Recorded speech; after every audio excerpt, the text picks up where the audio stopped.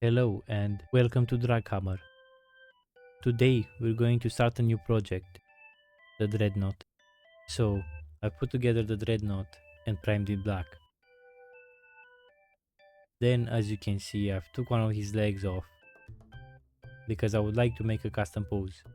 I've been thinking about this project for a wee while now, so it's finally time to put them together. So I've got this real rock that I'm intending to use for a base. It seems to be a bit heavy, but I'm gonna try and make it work. If it doesn't work, I've got a plan B. So we are definitely gonna have this striking pose.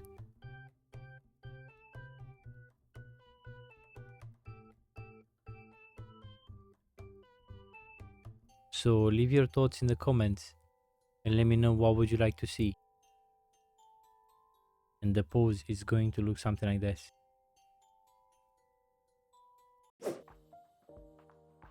So I had to split this leg in half, then cut off some excess,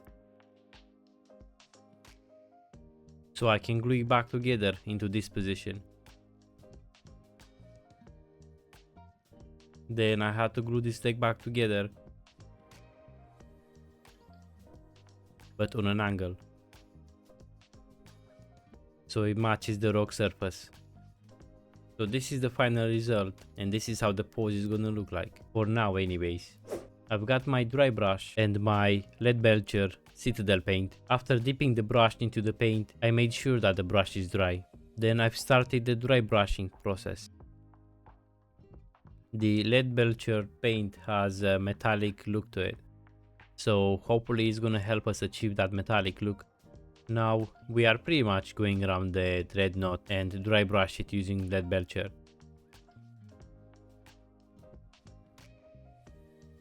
I also took my time and covered the remaining areas with primer before dry brushing.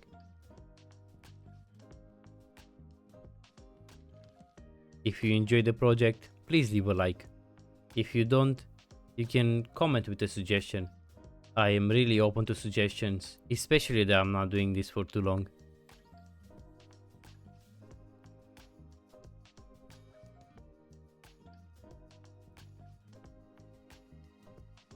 So this is the final result. I think it looks amazing so far, and I am really excited for what's coming. I am finally picking up the Macrack blue, and I'm gonna do some experimenting. First I'm gonna try a wash, just so you can see the metallic through the layer. Although I'm not quite happy about the result, so I'm gonna add some lead belcher into it. After trying on the other shoulder, I compared it with a regular Macrack blue Space Marine, and it looks a lot better. Although I overdid the lead belcher, so I've added a bit more blue and I've tried again on the shoulder. After quickly comparing it again, I was even happier about the result. So I continued with a couple of more layers, waiting for it to dry in between.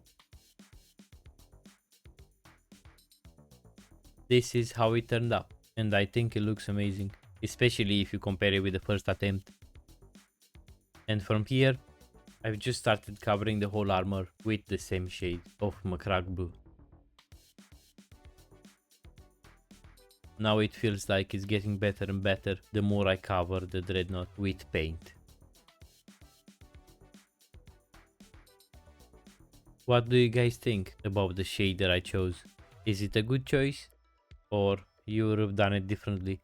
Let me know in the comments. Now I am almost done, and it's definitely coming together really well.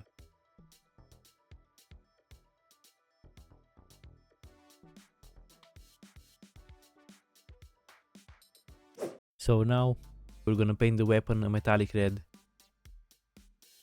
We are just gonna cover it all over until we are happy with the result. Now we're gonna pick up the Retributor armor and we're gonna go around the golden details. Did you know that dreadnoughts forget who they are because they are mostly kept sleeping and dreaming for like hundreds of years? Each time they wake up, it's gonna be on the battlefield. Then we're gonna paint the golden parts of the weapon. Now I'm picking up a dark green and I'm gonna go around the details on the inside the casket. The details in here are minuscule, that's why I'm using the smallest brush that I have. And this is how it looks like after I've done a couple of small details. Now back into the Retributor armor golden. I've took my time and painted the front emblem as well. Now I'm trying to think about a design for the weapon. I've chosen Tesseract green and we'll see how it's gonna look like. I can always go back and change it anyways. Now for the last touch, I'm gonna dry brush the exhaust pipes. Let me know what you think so far. We are gonna use the Mod Podge, and we are finally working on the base. Pretty much we're gonna cover it all over with Mod Podge, and then we're gonna wait for it to dry. It's time for some shading. I've got the shade Non Oil, and I am pretty much gonna cover everything with it. We're gonna shade the Dreadnought, so then we can do some layering. So I've learned that we can shade the miniatures and then paint it again with the same color, and the contrast is gonna look great. So that's what we're gonna try and do today. That's it all shaded, and now we're gonna start the layering process. Starting with the first layer, I'm gonna try and follow the light source. Then right into the second layer. Obviously I went for a lighter shade. Now for the third layer, even lighter. Do you guys use the layering technique? Let me know in the comments down below if you do. Now for the fourth layer, we go even brighter. And the fifth layer, even brighter.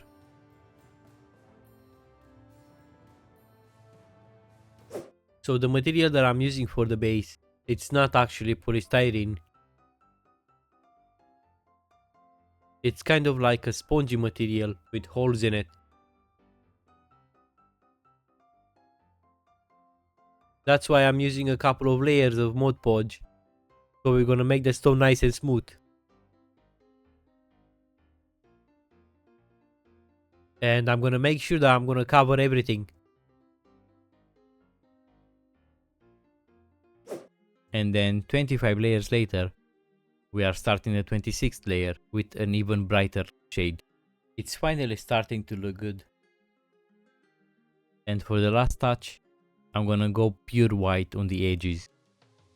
Sorry about my head sticking out, I was just too concentrated and I forgot about the camera. Since I've got the white, I am gonna touch up the weapon too. And this is the final result. I think it looks really shiny and very detailed in the same time. Smash the like button if you like the way it looks. So this is how it looks like after it's dried, and now we're gonna start painting it. After trying some paint, I did not like the way it was going, so I went and mixed some paint with Mod Podge, and I pretty much went all over the stone and got it all covered. So we're gonna repaint the weapon. I had another think about it, and I wasn't really happy with the color scheme. So I'm using the Flash Gits yellow to cover the weapon details. Then I'm using Mephisto red, and I'm gonna make those small lines and those other details. Now I'm gonna dry brush it with an orange, so then it's gonna look like the weapon is charging up and it's glowing as well. Now for the next touch up, I'm gonna write a text inside the casket using a really small brush. And that's how it looks so far.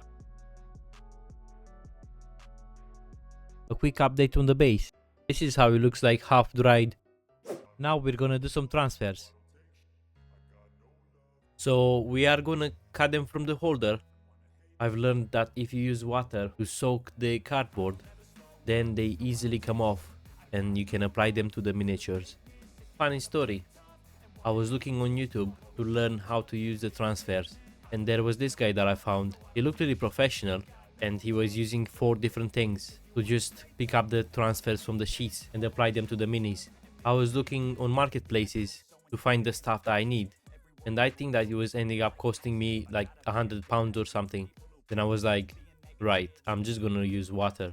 It works perfectly. You definitely don't need anything else other than water. Do you guys use anything else other than water for transfers? Let me know in the comments. Anyways, I've picked up a good couple of transfers. Hopefully it's not gonna be overkill. And this is how it looks like on the actual base, with the dreadnought on it. Now I'm gonna get some glue on the base, and I'm gonna try and glue the stone to the base. It didn't work so well, so I had to use some super glue. Then I applied another layer of Mod Podge mixed with the grey paint, and again I've been waiting for it to dry. Now for the last touch up, I'm gonna go around and dry brush it with white first, and then I'm gonna use some grey as well. I think it turned out to be really good. We're gonna grab the battlefield grass green. And we are finally working on the base again. There is a previous short video in which I've been working on the stone all the way from being nothing to being attached to the base. So I am quite happy with how the stone turned up. Now we're gonna try create a grass field around the stone. We're gonna apply the basing glue and spread it evenly on the base. Afterwards, I'm just gonna drizzle some grass. After applying the grass, I had to put some pressure on it using a random tool, making sure that it's going to stick well. Obviously, this is the first time doing it, and it was a success. Now we're continuing with the next part of the base, following the same process. And there you have it, guys. The grass field is complete, and the base is almost complete as well.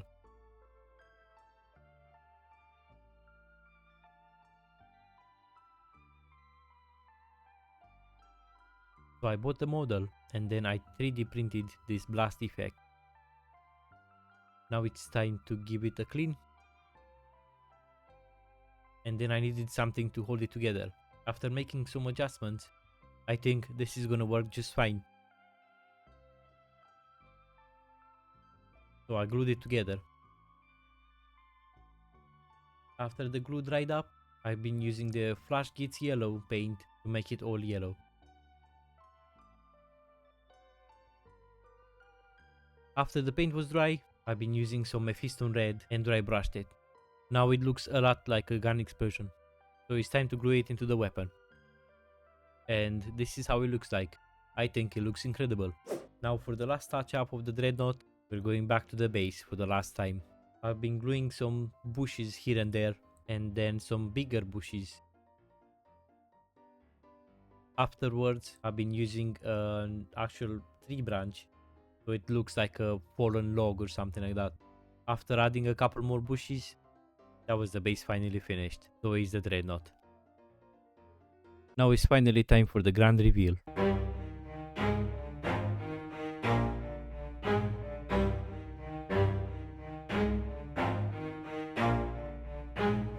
Never stop, I'll get it if I want it. Gotta make to myself a promise. I won't quit, keep going till I got it. I won't give up till I'm on top. Yo, no, I ain't the type to give up. If I do something, man, I do it till I get what I want. I turn a business out of nothing into something I love. I got a poker face, but honestly, I'm not one to bluff. I flip a switch, never miss, man, I always stay up. Don't let them see you, bitch, always have a plan to stay tough. This life ahead of you ain't easy, it was built to be rough. But that's what makes a personality, is tragedy, bro.